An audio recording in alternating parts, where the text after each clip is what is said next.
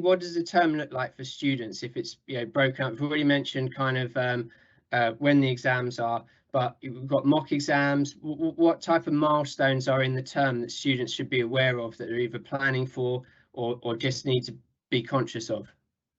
Jeremy, if that's all right, I'll come back to you for a second then. Yeah, no problem. So every school is different in terms of its mock schedule, so you need to find out from your teachers. But what generally seems to be the most consistent approach is you'll get your mocks in early January. My school actually do it significantly earlier than that, but from what I talk to when I talk to colleagues from different schools, it's generally exams just before Christmas or just after Christmas. They'll be your main mocks that teachers will use for predictions, GCSE predictions for colleges and sixth forms. So you want to make sure that you are preparing for those.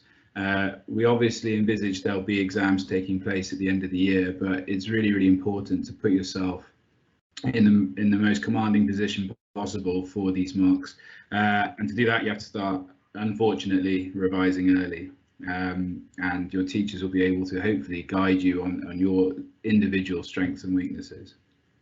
Fantastic, thanks very much. And Matthew, do you kind of talk to any of your class normally about any other milestones in the year that they should be aware of? Is it mainly around mocks and the final exams that you're kind of telling them about?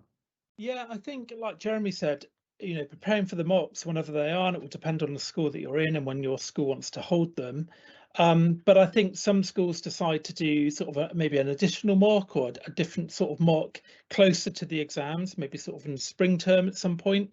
And obviously the best advice, I think, is just to be prepared for that and to speak to your school or your teachers just to know where and when those things are going to happen.